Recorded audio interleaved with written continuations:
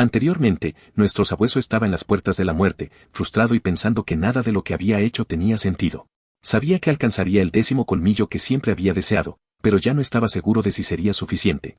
Pronto la era de la ruina comenzaría y todos sus seres queridos morirían. Determinado por esto, Valkyr decidió que no se quedaría en la torre, sino que iría con ellos y los protegería.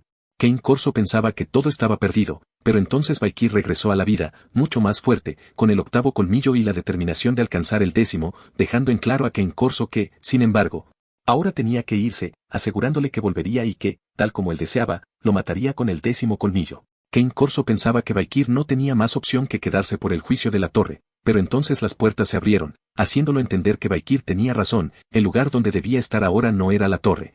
Y así lo dejó ir, no sin antes entregarle el árbol de los espectros, y de esta forma Valkyr completó su misión.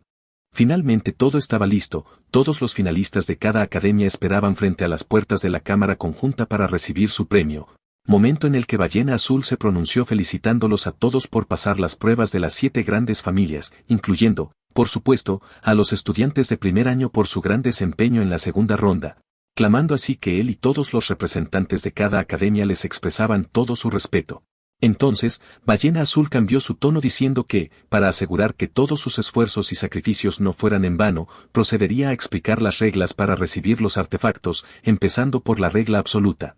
La puerta del almacén donde permanecían dormidos los artefactos solo estaría abierta durante 5 horas, y después de que el tiempo se excediera las puertas se cerrarían por sí mismas.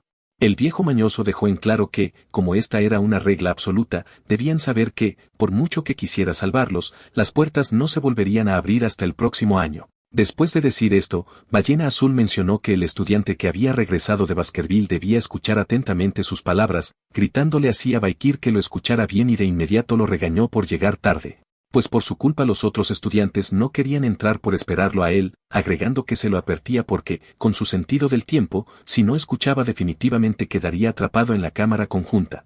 Si ibas a llegar tarde, al menos debiste avisarnos, ¿no crees?, preguntó el viejo mañoso, cuestionando si acaso sabía que, como estaban preocupados por él, ya habían emitido un boletín de desaparecido. Agregando con esto que ahora que estaba en la cuerda floja, como maestro de la torre y responsable de la competencia, debía asegurarse de que la competición finalizara correctamente. El viejo mañoso siguió regañando a Valkyr, mientras que éste pensaba, según su percepción, había pasado menos de un día en la tumba de las espadas, pero cuando salió entendió que realmente habían pasado 10 días. Lo que lo llevó a concluir que como su pelea con Kane Corso se había llevado a cabo en la base de la torre seguramente más arriba debía haber algo más que una simple distorsión espacio-temporal. Y aunque había pasado por mucho, Valkyr no pudo evitar sentir emoción al pensar que con eso su camino para aniquilar a los 10 cadáveres superiores estaba cada vez más cerca.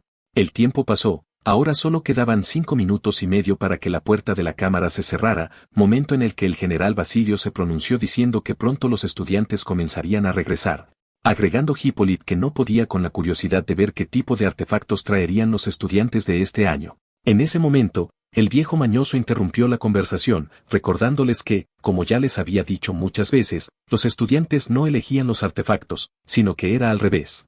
Los artefactos los elegían a ellos y solo así podían salir por la puerta, agregando sonriente que, independientemente del artefacto con el que regresaran, ellos ya serían reconocidos como dignos.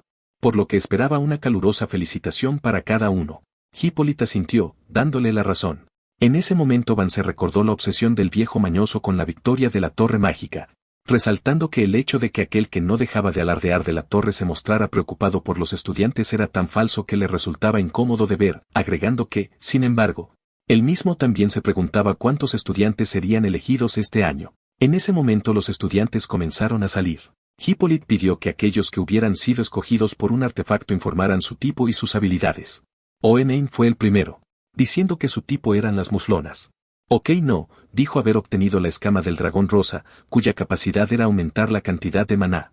La siguiente fue Lockwood, con una horquilla de corazón capaz de bloquear hechizos mentales, agregando que, sin embargo, se decía que debía tener a su verdadero amor al lado. Bakiraga fue el siguiente, revelando el puño real del movimiento demoníaco, un guantelete capaz de aumentar la fuerza. Después vino la santa con su espejo de la verdad, capaz de revelar el verdadero rostro de la persona reflejada, algo me dice que lo quiere usar con Valkyr. Luego, los trillizos revelaron en conjunto su artefacto, las cuchillas de 3 ramas, espadas que aumentaban su filo cuando se combinaban. Y por último Sinclair, con un sombrero de dinero cuya capacidad era aumentar el poder mágico según la cantidad de dinero que consumiera. El hecho de que todos fueran escogidos hizo que Hippolyte dijera que esta era una generación fuera de lo común y Basilios agregó que los artefactos debían haber reconocido el talento de todos, preguntándose si los otros saldrían pronto. Fue entonces cuando Ballena Azul dijo, 25 segundos. Hippolyte preguntó qué había dicho, Basilios porque sudaba tanto, el viejo mañoso seguía contando y Van se reveló, aún faltaba un estudiante, agregando con pena que el que faltaba era uno de Coloseo, el estudiante Baikir. Ahora solo quedaban 20 segundos y, nervioso, el viejo decía que aunque había estudiantes que no habían sido elegidos antes, ningún estudiante había fallado en salir del almacén, gritando con desesperación que para sobrevivir debía salir ahora. En ese momento las chicas se percataron de que Baikir no había vuelto, solo quedaban 15 segundos, 12 cuando los trillizos comenzaron a preocuparse por su patroncito, 8 cuando Ueneim y Lockwood lo hicieron, y 5 cuando Bakiraga preguntó por Baikir. En el segundo 4, una mano comenzó a emerger, sin embargo, no era nuestro papucho, sino Grenouille, quien al segundo 1 tropezó cayendo al suelo mientras las puertas se cerraban.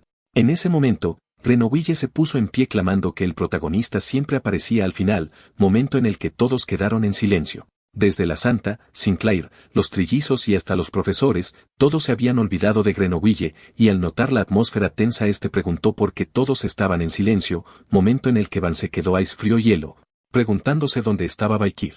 Nuestro prota estaba escondido, y cuando las puertas se cerraron dijo, finalmente estoy solo, el momento ha llegado, pensando que antes de que el bastardo planeara algo debía terminar con él ahora que no quedaba nadie más. Baikir era consciente de que el problema era encontrarlo, sin embargo, no desesperó, ya que podía olerlo, podía oler el olor a demonio. Pronto Baikir recorrió los pasillos, todos los artefactos brillaban y, aunque sabía que esa era la prueba de que los artefactos lo escogieran, se disculpó con todos diciendo que, sin embargo, ellos no le interesaban en lo absoluto, ya que lo que buscaba estaba allí, el único demonio inanimado de los 10 cadáveres superiores, el séptimo demonio de Carabia. Baikir sabía que, aunque lo que tenía de frente parecía un artefacto magnífico y hermoso, también sabía que la oscuridad siempre se escondía detrás de la luz, revelando así a Belcebú, clamando que el juego de las escondidas había llegado a su fin. En ese momento ejecutó múltiples tajos, destrozando todos los artefactos y dejando al descubierto aquel que buscaba. En ese instante, el ojo en su centro comenzó a brillar y una poderosa aura estremeció el lugar, momento en el que preguntó, llamando criatura débil e insignificante a Baikir, ¿por qué lo había despertado un domingo a las 6 de la mañana? Este era el séptimo cadáver, de Carabia, una criatura de peligro S+, enemigo natural de la humanidad, un desastre incomprensible e inmortal, aquel que, como una plaga de langostas, arrasaría con los víveres. Bueno mis guapos, aquí acaba el capítulo de hoy, estamos al día con el manga. Después de acabar este capítulo, échense en un Padre Nuestro. Espero les haya gustado el video, si quieren más videos como estos, ya se la saben, dejen su like, comentario y suscripción. Recuerden que cada domingo se sube un nuevo capítulo. Sin más que decir, hasta la próxima, guapos, y recuerden ir a la iglesia.